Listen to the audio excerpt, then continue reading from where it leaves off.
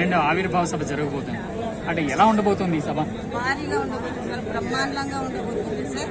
ఇంతకు ముందు పార్టీ అధికారంలో లేనప్పుడు చేసుకున్నది ఒకటైతే ఇప్పుడు మా పార్టీ అధికారంలో ఉంది. ఇది మాకు ఒక 14వ తేదీ హోలీ పండుగ. హోలీ పండుగ కాదు, మా జన సైనికులకి, వీర మహిళలకి, మొత్తం ఆంధ్ర రాష్ట్రానికే సార్ ఇది ఒక జనసేన పార్టీ పుట్టినరోజు పండుగ సార్. ఇది పండుగ జరుపుకుంటున్నాము. మాకు చాలా సంతోషంగా ఉంది. పవన్ కళ్యాణ్ గారు ఈ రోజు మహిళలకి ఎంతో మేలు చేస్తా ఉన్నారు, ఎంతో న్యాయం చేస్తా ఉన్నారు. ఆయన వచ్చిన తర్వాత మహిళలు ధైర్యంగా బయటకు వస్తున్నారు.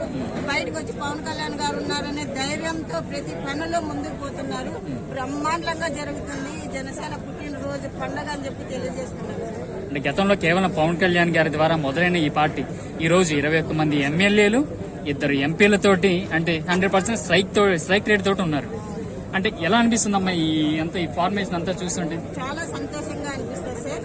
గతంలో ఆయన ఎంతో కష్టపడ్డారు, ఎన్నో అవమానాలు పడ్డారు, ఎన్నో అవహేళనలకి గురయ్యారు. ఈ రోజు 10 సంవత్సరాల 11 సంవత్సరాల కష్టం ఈ రోజు మాకు కనపడుతూ ఉంది సార్.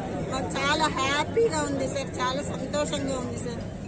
ఇలా మొత్తం ఎంతమంది జనం వస్తారని చెప్పి అనుకుంటున్నారమ్మా మీరు? కొన్ని లక్షల మంది వస్తున్నారు సార్. అంతమంది ఇంతమంది అని కాదు, కొన్ని లక్షల మంది వస్తున్నారు సార్.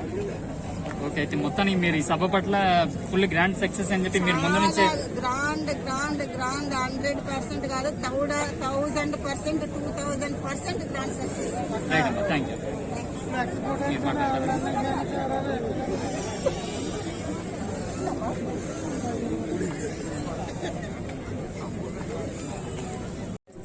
చెప్పండి, 12వ ఆవిర్భావ సభ గురించి మీ ఎక్స్పెక్టేషన్స్ ఏ రకంగా ఉన్నాయి చెప్పండి. అసలు మొత్తం ఆంధ్ర రాష్ట్రంలో పండుగ అంతా మనకు పిఠాపురంలోనే జరుగుతున్నట్టుందండి. చాలా విపరీతమైన జనాలు,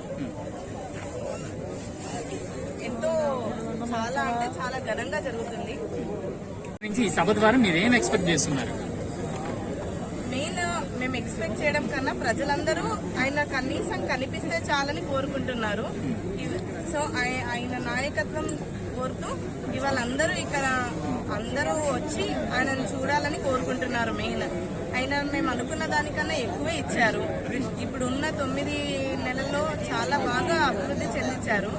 సో ఆయన మాకు చేస్తాడన్న నమ్మకం 100% ప్రజల్లో వచ్చేసింది. ప్రజలు ఆయన చూడాలన్న ఉద్దేశంతో ఇలాంటి ప్రోగ్రాం చాలా ఘనంగా సక్సెస్ చేయాలని కోరుతూ వస్తున్నారు. Thank you. చెప్పండి అమ్మా, మీ పేరు, మీరు ఎక్కడి నుంచి వస్తున్నారండి? నా పేరు శైలజ. చెప్పండి, ఎలా అనిపిస్తుందండి మీకు ఈ 12వ ఆవిర్భావ సభ?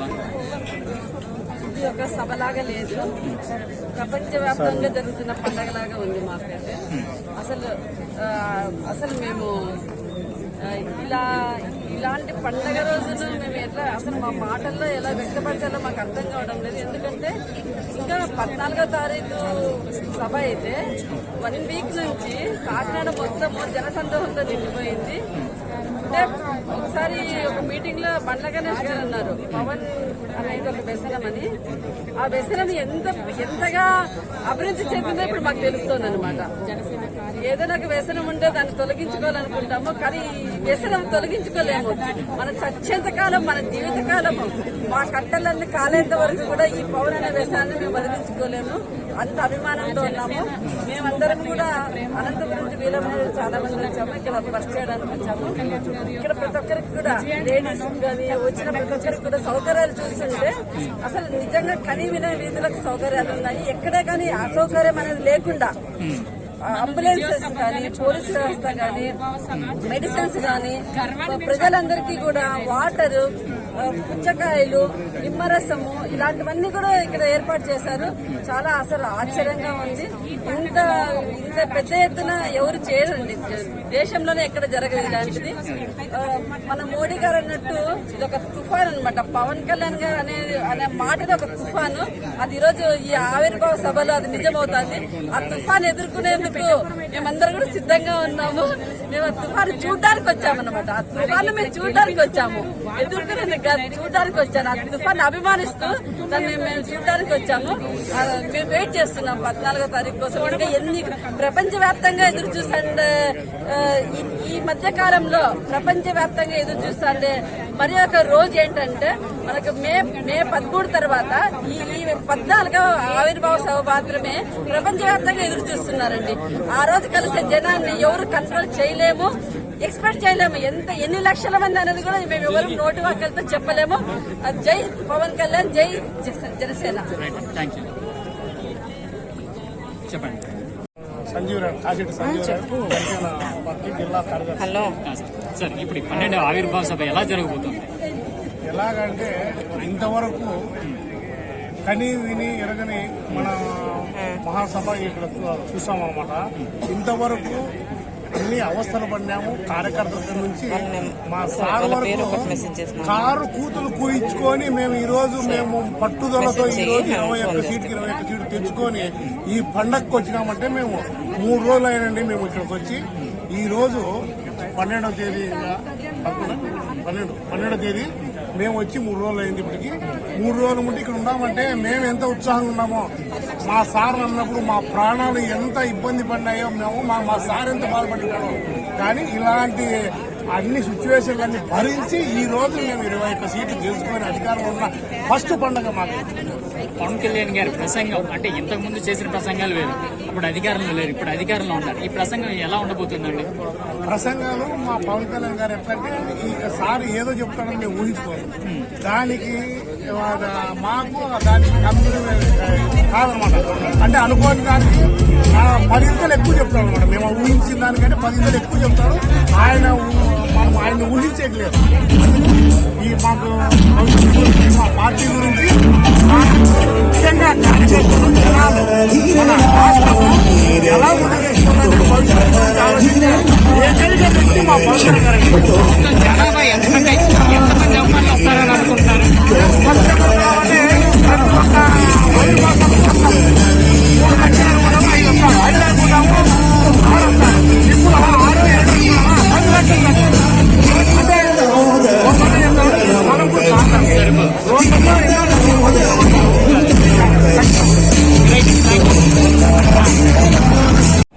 ఎక్కడికక్కడి కొంచెం సైడ్ ఇచ్చారు కదా.